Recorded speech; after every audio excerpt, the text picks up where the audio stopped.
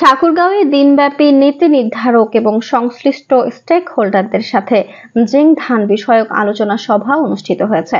বৃহস্পতিবার দিনব্যাপী দেশের সুনামধন্য বেসরকারি উন্নয়ন সংস্থা ইএসডিওর প্রধান কার্যালয়ের চেতনা বিকাশ কেন্দ্রে হারভেস্ট প্লাসের বাস্তবায়নে রিয়েক্টস ইন প্রজেক্টের আওতায় নীতি নির্ধারক এবং সংশ্লিষ্ট স্টেক হোল্ডারদের সাথে এই জিঙ্ক ধান বিষয়ক আলোচনা অনুষ্ঠিত হয়।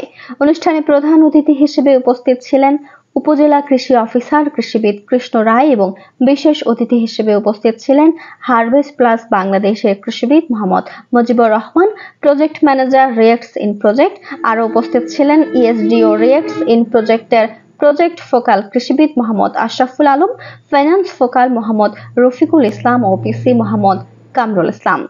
আলোচনা সভায় অংশগ্রহণকারী হিসেবে উপস্থিত ছিলেন ঠাকুরগাঁও সদর উপজেলার সরকারি বিভিন্ন সেক্টরের কর্মকর্তাবৃন্দ, খাদ্য অধিদপ্তর কর্মকর্তা, পরিবার পরিকল্পনা কর্মকর্তা, মাধ্যমিক শিক্ষা কর্মকর্তা, মহিলা ও শিশু বিষয়ক কর্মকর্তা, সমাজ সেবা কর্মকর্তা, চেম্বার অব কমার্সের পরিচালক, বিএডিসির সিড মার্কেটিং কর্মকর্তা, অটো রাইস মিলার, মসজিদের ইমাম, পুরোহিত, চিরা মুড়ি মিল মালিক, বিভিন্ন কলেজের ও স্কুলের শিক্ষকবৃন্দ, প্রিন্ট ও ইলেকট্রনিক মিডিয়ার সাংবাদিকবৃন্দ, নারী নেত্রী ও জিঙ্ক ধান উৎপাদনকারী কৃষানীবৃন্দ।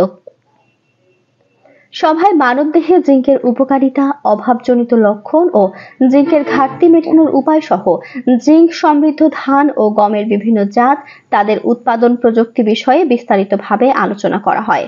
অংশগ্রহণকারীরা আলোচনায় স্বতঃস্ফূর্তভাবে অংশগ্রহণ করেন এবং জিঙ্ক ধান ও গমকে মানুষের হাতের নাগালে পৌঁছাতে এই বিষয়ে সাধারণ মানুষের সচেতনতা বৃদ্ধিতে সকল কর্মকর্তারা নিজ নিজ সেক্টরের মাধ্যমে কাজ করে যাবেন মর্মে দৃঢ়তা প্রকাশ করেন।